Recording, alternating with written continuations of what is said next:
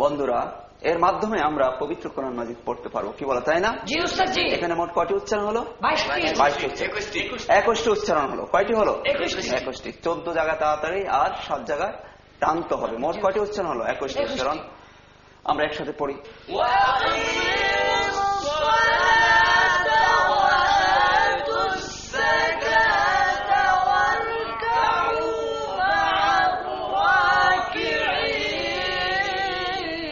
আবার বলো।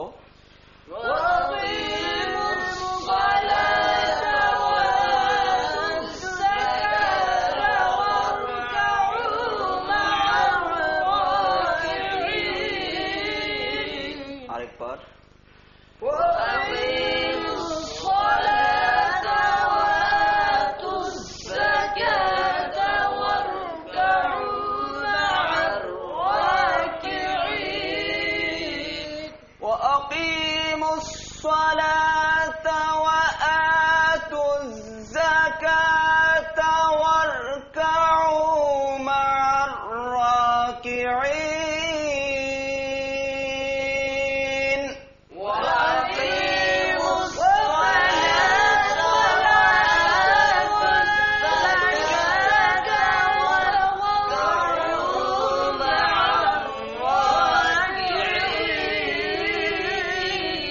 আরেকবার বলো।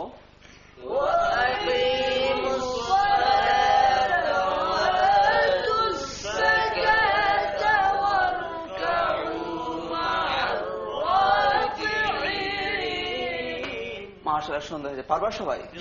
একটু বলো দেখি বন্ধু।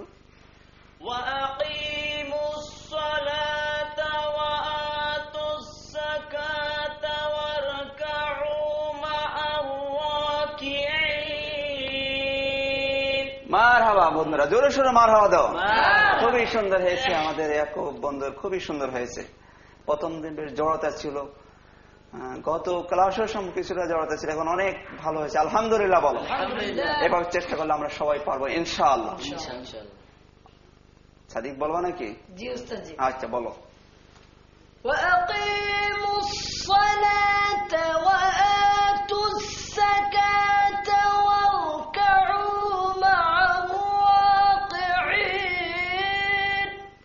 মাশাআল্লাহ, মারহাবা দিবেন বন্ধুরা, খুবই সুন্দর হয়েছে, খুবই সুন্দর হয়েছে।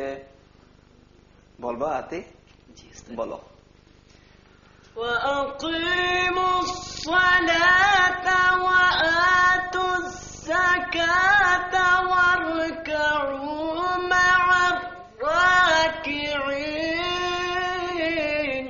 মারহাবা, মারহাবা, খুবই সুন্দর হয়েছে বন্ধুরা, তোমাদের খুবই সুন্দর হয়েছে, সবার সুন্দর হয়েছে। বলো আলহামদুলিল্লাহ।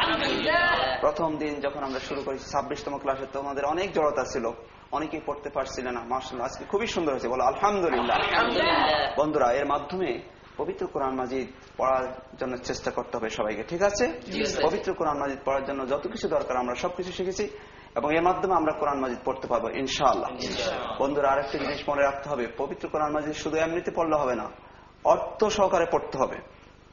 আল্লাহ বলেছেন, ইন্না জাআলনাহু কুরআনান আরাবিয়্যান লাআল্লাকুম তাআকিলুন, আমি আরবি ভাষায় কোরআন নাযিল করেছি যাতে তোমরা বুঝতে পারো। আল্লাহ রাব্বুল আলামিন বোঝার জন্য কোরআন আমাদেরকে দিয়েছেন, সুতরাং অর্থ সহকারে পড়তে হবে, ঠিক আছে বন্ধুরা? পড়ার সাথে সাথে অর্থ সহকারে পড়ার জন্য চেষ্টা করতে হবে। এর অর্থটা আমরা দেখে নেই।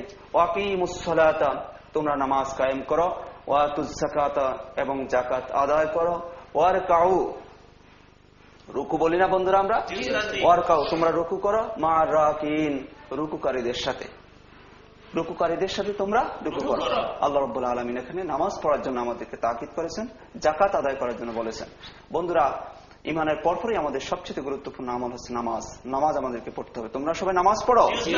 আলহামদুলিল্লাহ, নামাজ আমাদেরকে পড়তে হবে। নামাজ যদি না পড়ি তাহলে কিন্তু কোরআন মাজিদ আমাদের মনে থাকবে না, আমরা ভুলে যাব।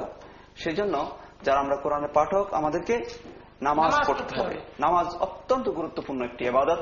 আল্লাহ রাসূল বলেছেন, আসসালাতু ইমাদুদ্দিন, নামাজ হচ্ছে, সালাত হচ্ছে দ্বীনের খুঁটি। খুঁটি যদি না থাকে বন্ধুরা, তাহলে কোন ঘর টিকে থাকে? ওই ঘরের অস্তিত্ব থাকে না। নামাজ হচ্ছে দ্বীনের খুঁটি, সুতরাং আমাদের নামাজ পড়তে হবে। আল্লাহ রাসূল অন্য হাদিসে বলেছেন, আল ফারকু বাইনাল মুমিনি ওয়াল কাফিরি তারকুস সালাহ, মুমিন এবং কাফিরের মধ্যে পার্থক্য হচ্ছে নামাজ। সুতরাং আমাদের নামাজ পড়তে হবে, সময় মতো নামাজ কায়েম, নামাজ পড়তে হবে, নামাজের প্রচলন করতে হবে, নামাজ সকল অবস্থায় আমাদেরকে চালু রাখতে হবে। বন্ধুরা, আকিম বলা হয়েছে, আকিম অর্থ নামাজ কায়েম করা, চালু করা, প্রতিষ্ঠিত করা, তাই না? পোশাক বন্ধুরা মনে করো আমাদের সমাজে কায়েম আছে, চালু আছে, নামাজ কি এভাবে আছে? নামাজকে এভাবে চালু রাখতে হবে, আমাদেরকে নামাজের ব্যাপক প্রচলন করতে হবে, এর মাধ্যমে সমাজে শান্তি হবে। আল্লাহ রাব্বুল আলামিন নিজে বলেছেন, ইন্নাস সালাতা তানহা আনিল ফাহশাই ওয়াল মুনকার, নামাজ সমস্ত অন্যায় থেকে মানুষকে বিরত রাখে। সুতরাং নামাজের মাধ্যমে এই সমাজকে, দেশ এবং জাতিকে সুন্দর করা সম্ভব। আল্লাহ পাক আমাদের সবাইকে নামাজি বানিয়ে এই দেশ এবং জাতিকে সুন্দর করার তৌফিক দান করে বলো আমিন।